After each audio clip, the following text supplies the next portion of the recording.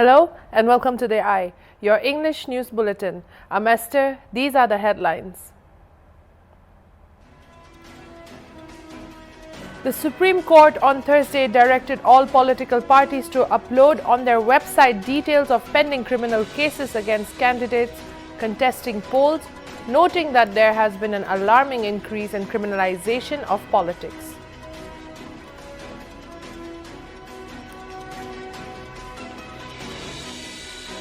Bangladesh began vaccinating thousands of Rohingya Muslims on Tuesday in the world's largest refugee settlement.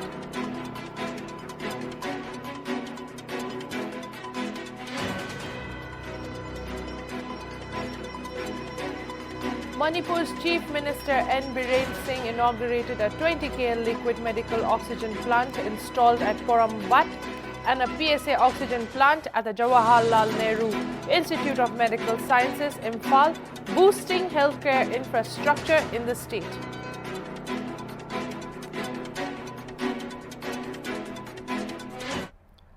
Now for the news in details. On August 9, the Chakasang Women Welfare Society, or CWWS, denounced an event called the Mora 2021 by Ritika Mittal, accusing her of using Chakasang textile without consent and correct accreditation. The society issued a press release declaring that Ritika Mittal or any individual representing Mora will not be allowed to enter Peg district. The coordinator of the Chakasang Women Welfare Society told this channel that many notices were served and even asked her to amicably come to an understanding, but Mittal violated. It was informed that in 2015 an MOU was supposed to be signed between the two, but instead the designer wrote to them and threatened the community. Reacting to the accusation, the designer and founder of Mora, Ritika Mittal, took to social media and made a statement. Speaking to HornbillTV, she said that whatever she has stated on social media is her clear, authentic stance on the issue and has no intention to hurt anyone, adding that she would like to continue with the same sentiment of affection towards Nagaland and the community. Let's have a look at more details on this. On Mora's Facebook page said that from good comes the bad and from bad comes the good, saying that people are telling her when one does good work there's always going to be challenges. She said that though she is unable to still put wits to this level of shaming towards an individual, she has asked for proof of what triggered this reaction, but no direct call with her nor a compassionate stance to arrive at the truth was made. A very strong sentiment that is coming to me in the form of this press release and recent threat notices received reflects on the sentiment Nagaland has suffered in general from mainland and mainlanders. I urge you to be open-minded and respond with study, as I have always said. Please try to not reflect any negativity to this sentiment that I have been threatened with, she stated. Remain compassionate with Nagaland and its people, she said, directing it to her followers and general public. Stating that this struggle with Chakasang Women Welfare Society has been going on since 2014, they had sent emails to them to arrive at a decision that remained answered by CWWS. It is heartbreaking to see this notice as well as press release after giving 12 years of life standing up for Nagaland as an individual working at grassroots, believing in striving towards the ideals of compensation, credit, consent and collaboration. I am shocked beyond belief about what intention drove CWWS and because of them now Chakasang community to take such a strong stance towards me. I have proof of what I have done right, she further wrote, and questioned the organization if they can reveal proof of what she has done wrong. Further, she maintained that the statements of the Chakasang Women Welfare Society do not reflect acknowledgement to the actual beneficiaries of the project, nor have they submitted any proof and question what evokes this level of anger. Perhaps they are very angry and unable to see through the intent and the actions, she said. All proofs can be presented regarding finances spent, trainings given, individuals benefited, Northeast Network accreditation, and clear message towards the fact that as a person and as Mora. She does not believe in ownership for herself or for Mora, she maintained, adding that others have their own discretion. Further, Mittal made known that she will be unable to continue Mora because of the sudden dampener of repeated threats from the organization. The Deputy Commissioner of Zunoboto District, Peter Lechamo, has on the 10th of August called up all the telecom service providers in the area for a review with regard to the deplorable network condition in Zunoboto. The meeting prior to this was held on June 28, the review of which was held on August 10th in the Deputy Commissioner's office chamber at 12 noon.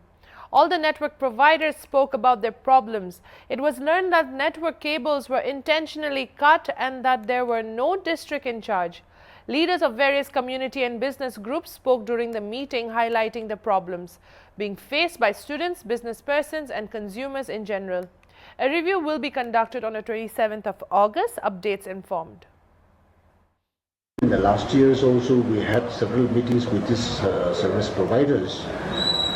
Due to the poor network coverage in the district, we had a lot of issues. We had all these issues were discussed, and we had taken up with the service providers. We have BSNL, Airtel, Jio, Vodafone, and Idea. We have so many providers out here in Zunoboto, but the functioning is not very efficient. Hence, we have been requesting all these providers to give more efficient services to the consumers. But unfortunately, the most important problem that the Zunoboto district is facing is no service provider is having anyone in charge of the district.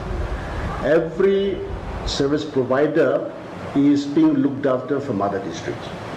Therefore, this we have taken it very seriously, and today we have decided that we will be writing to the concerned general managers through the consumers union of this district, and we will take it up seriously with the concerned general managers of the service providers. Hopefully, they will be able to provide better services. We were going on with online classes, and the students are the most affected people due to their poor network connectivity. Therefore, we have requested, in fact, I have asked them that they should keep at least one district in charge. Otherwise, if something goes wrong, then from the other districts, no, it is not possible. If any problems come up, I told them, I asked them to report to us so that we can also look into the matter, into the problems, and we will solve it together. But the problem is that they are not informing us. They are not even telling us that service is blocked due to these problems. So we don't know what has gone wrong with that particular service provider. Therefore, they have to tell us if anything goes wrong due to fiber damages on the way and things like that. So I hope they will be able to reactivate the services, and we will be having another meeting end of this month where I will be reviewing the progress report. In more local news, the Rising People's Party has stated that the party visited the under-construction 300-bed COVID hospital at the Christian Institute of Health Sciences and Research on August 7th, after which, having inspected the site, it has declared that there is absolutely no doubt that the construction of the COVID hospital is mired in corruption, as pointed out by the NPF. Any decent construction engineer can certify that the civil construction of a two-storied 45,000 square feet building in Dimapur can be done easily within 10 crore, it stated. With the rupees 30 crore sanction amount, the RPP is clearly cut in its opinion that Nagaland Chief Minister Nifyu Rio's government could have constructed at least two 300-bed hospitals, which is 600 beds in total, with at least one hospital provision for Eastern Nagaland, the party alleged. The RPP has asked a number of queries: why tender was not floated for the construction of the COVID hospital, whether or not local healthcare is involved in the construction of the hospital. And the RPP remarked that according to its website, the firm called Company Global Healthcare is many things but not a construction firm. Under which expenditure head is the construction of the hospital being sourced, the RPP asked. Further, it asked why was the project conceived and implemented in a hush-hush manner without discussion in the cabinet. The RPP requested the NPF to follow up on the issue from within the government, as it is the first to raise the issue. If the RPP is not mistaken, the NPF has already submitted a memorandum to R.N. Ravi, the governor of Nagaland, to give his assent for prosecution sanction, the party stated. It is important that the public are not misled, the party added.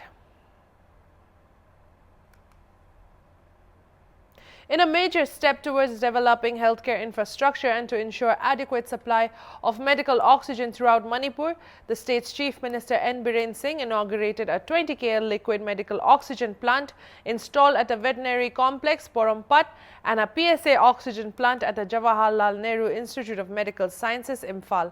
The Chief Minister also inaugurated cattle feed plant of the Manipur Milk Producers Cooperative Union Limited, being set up at the veterinary complex, Porompat.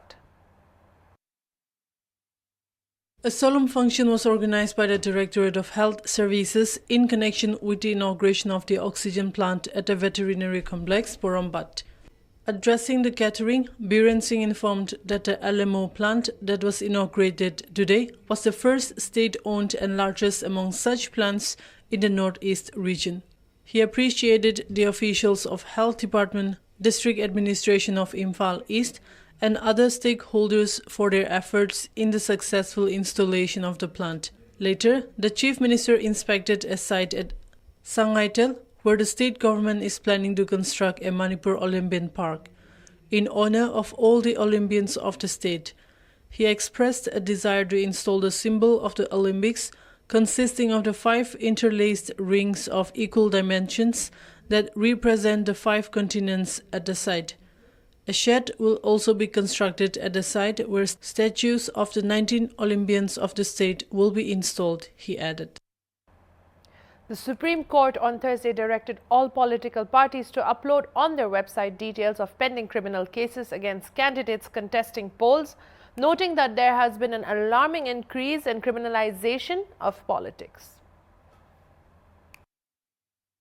The Apex Court said political parties will also have to upload reasons for selecting candidates with pending criminal cases on their website.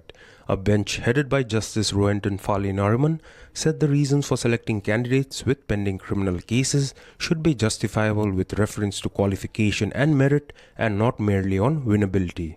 The court passed orders on a contempt plea which raised the issue of criminalization of politics, claiming that directions given by the Apex Court in its September 2018 verdict relating to disclosure of criminal antecedents by candidates are not being followed.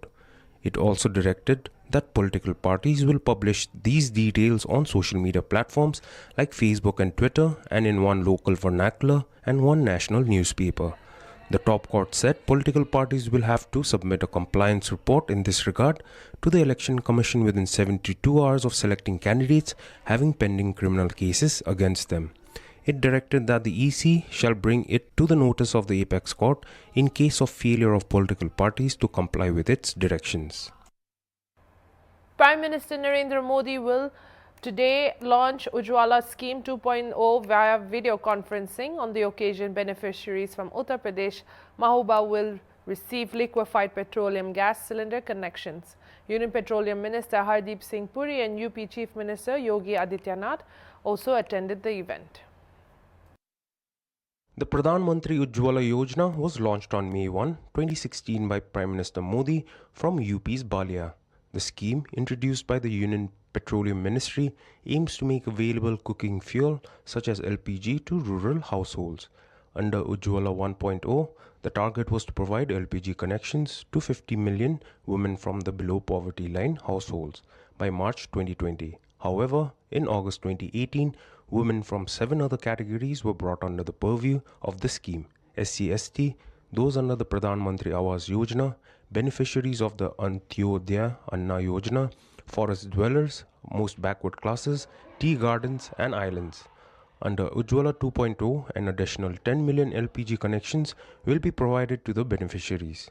The provision for these additional connections was announced in the Union Budget for the financial year 2021-2022. In the second phase, beneficiaries need not pay anything for the first refill as well as the hot plate. Additionally, the enrollment process will be easier as it won't require minimum documentation. Migrants will not have to submit ration cards or address proof. A self-declaration will suffice for family declaration and as an address proof. Bangladesh began vaccinating thousands of Rohingya Muslims on Tuesday in the world's largest refugee settlement amid a surge in COVID-19 infections in the country, officials said.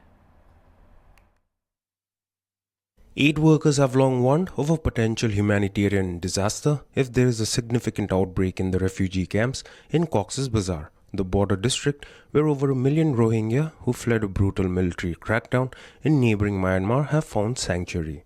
Around 48,000 Rohingya aged 55 and above will be inoculated between Tuesday and Thursday with the help of the UN agencies, said Mahbubur Rahman, the chief health official in Cox's Bazar districts. He said, "This is just the beginning and all adult Rohingya people will be vaccinated in phases," Rahman told Reuters by telephone from one of the vaccine centers in the camp.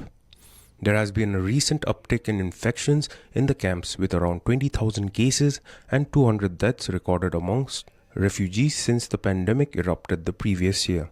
In contrast, officials in Myanmar Rakhine State have told media that there are currently no plans to vaccinate the Rohingya living there.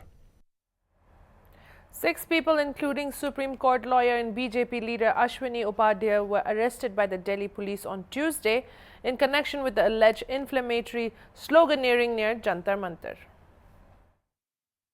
According to the police, besides Upadhyay, other arrested persons include Vinod Sharma, Deepak Singh, Vinit Kranti, Preet Singh and Deepak. Earlier in the day, they were detained and questioned by the police. A protest march called by Ashwini Upadhyay on August 8 over colonial laws and make uniform laws near Jantar Mantar. After the march, some people allegedly raised the slogans. However, Delhi police sources said that Upadhyay was not present at the site when the slogans were raised. A day later, on August 9, a first information report was registered against an unknown group of people in connection with the incident. Delhi police has said that the matter is being handled as per law and any communal disharmony will not be tolerated. Deepak Yadav, Deputy Commissioner of Police, East Delhi, had earlier said that people who had gathered at Jantar Mantar had no permission, and it has come to notice that some people raised inciting and objectionable slogans as well, he said. The police have also received a video and have registered FIR in the case, he said. The centre on Tuesday told Delhi High Court that Twitter is now in compliance with the IT Rules 2021 after the micro-blogging site last week appointed a full-time chief compliance officer cum resident grievance officer and a nodal contact officer. The chief compliance officer, the nodal contact person and the resident grievance officer have been appointed, and Twitter is today in compliance with the law, Additional Solicitor General Chetan Sharma told the court. While listing the case for hearing alleging non-compliance of IT rules by Twitter on October 5, Justice Rekha Pali granted time to the centre to file an affidavit. The rules require all social media platforms to set up a grievance, redressal and compliance mechanism, which includes appointing a resident grievance officer, chief compliance officer and a nodal contact person. The appointments have been made for the first time by Twitter since the announcement of the rules in February. The micro-blogging site earlier had made interim arrangements to fill the positions and engaged the officers through a third-party contractor. That's all for the eye. I'm Esther. Keep watching Hornbill TV.